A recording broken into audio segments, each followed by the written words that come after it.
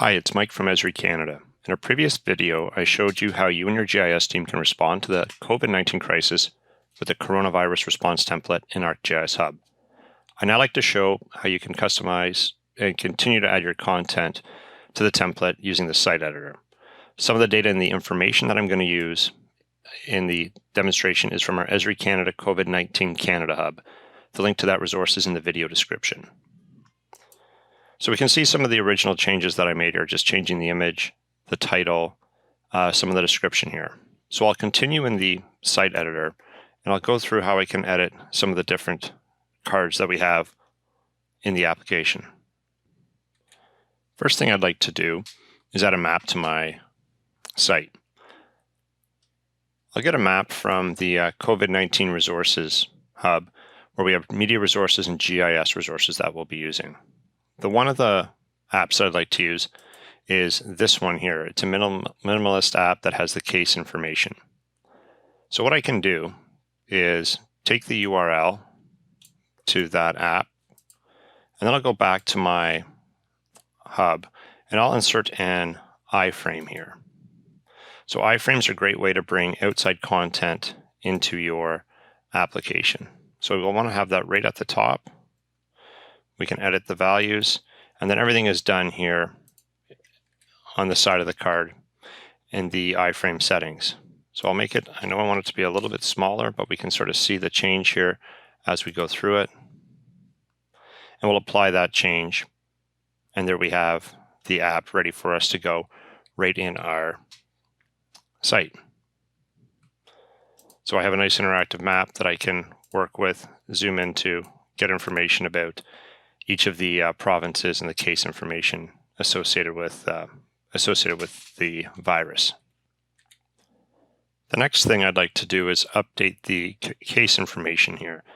This is cases, deaths, and recovered from U.S. information, and I'd like to use Canadian information for that. So in order to do that, I'll go into the settings here for each of these statistics cards, and we'll see that there's statistics settings pointing to the COVID-19 cases USA. So on the Canada COVID-19 Hub, under the GIS resources section, there is a link that points to all of the information that's used on that hub, including these provincial summaries. So I could look at this item here and see that under the data, there is information about cases, deaths, and so on for each of the provinces, and we can use that information to fill out those statistics. So I'll take provincial summaries,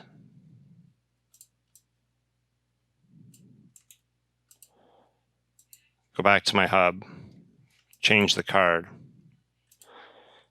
do a search, take provincial summaries from here since that's publicly available, then I'll select it. Then what I can do is use all those different fields that I saw, take the cases, have a sum statistic, and I have the value there as well.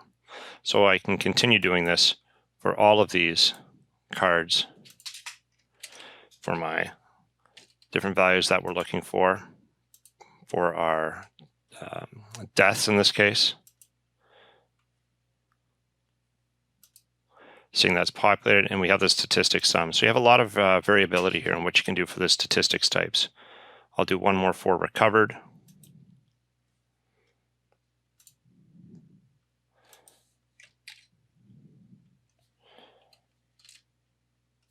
Getting all the public results once again, and then I'll scroll down to recovered, and I'll add that in as well. So we now have that up-to-date information here for the Canadian cases in our site. Next, if I scroll down in the site, we'll see that I've actually have these local resources populated here now with 3 different items. Now, this is from a gallery, and it's dynamically pulling in information that I've added to my coronavirus environmental content group. As I toggle this on and off, I could manually add items, which means I'll have nothing in there because I haven't added anything, or I can dynamically pull from that group or other groups that I have. So if I look back in my organization, still logged in with my identity, if I see in that coronavirus environmental content group, I have 4 different items, 3 apps, and a template here. So I've told the application to only use apps and dashboards. That way it's only going to pull that information out. So if I want to add other public content to this or other items that I may have, I can easily go out and take that information. So I'll go back to that COVID Canada-19 hub, and perhaps I want to take this COVID Canadian outbreak and add that into my site. So what I can do in this case is go back into my ArcGIS Online organization, do a search. When I do that, I'm going to search just within my organization, but I can quickly find that item here that I was interested in for that dashboard. I could then share that to that content group, say OK to that. Once that's saved, and I go back to my hub, if I just toggle on and off between manual and dynamic, I now have 4 different apps that I have available here. And I can determine how I want these to be shown, how many per cards, how they want to be sorted, and so on. Since these aren't local resources anymore, I'll quickly change the title here from local resources to Canadian resources to reflect the source of this information.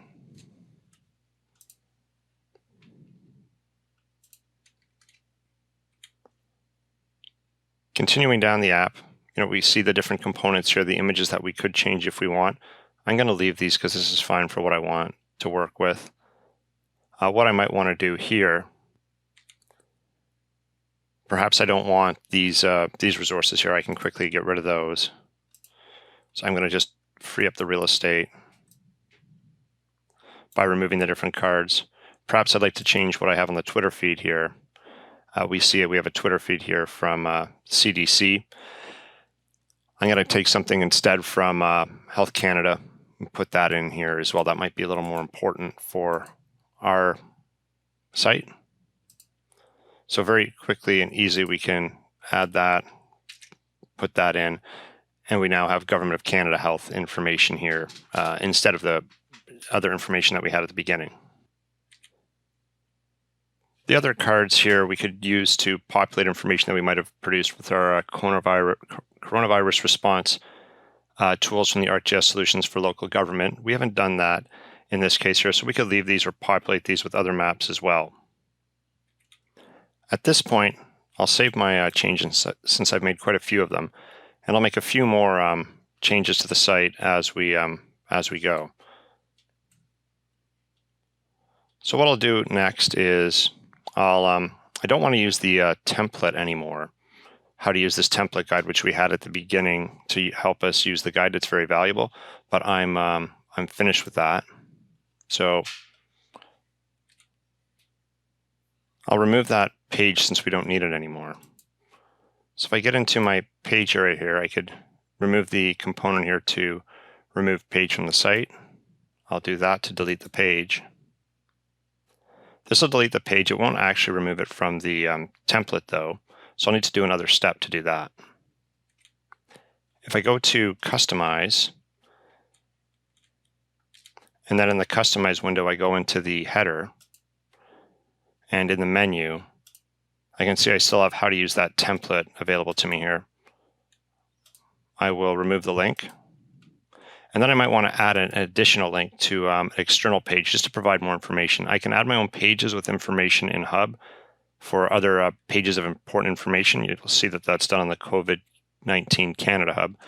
But I'm going to link to an external page in this case here. In this case, I might want to have information directly to the Government of Canada health site. I'll take this information here, and then I can put that as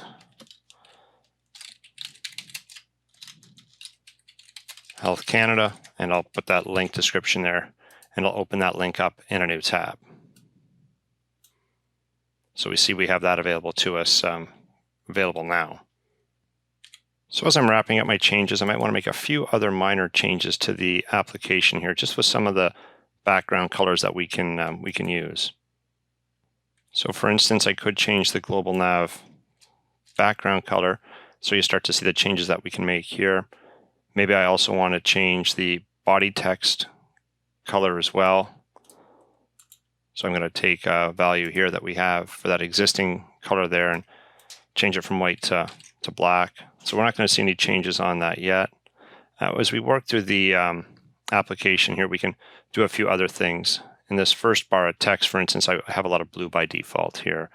I might want to change the background color for this as well. So I'll change the background color to black there, and you can start to see the different changes that happen throughout. If I go down to my Canadian resources here, I might want that to be that same color that I had before for my background color. And you start to see how this kind of all blends together as one application in that case. So you can start to make these changes. I've just made a few to show you how you can quickly do that. You can explore these further and continue to work with the app within the site editor. So I'll save it one more time. Then I will make this public. Right now it's just, I'm just using it myself. So then I can go through and view the application to see how this final app will look.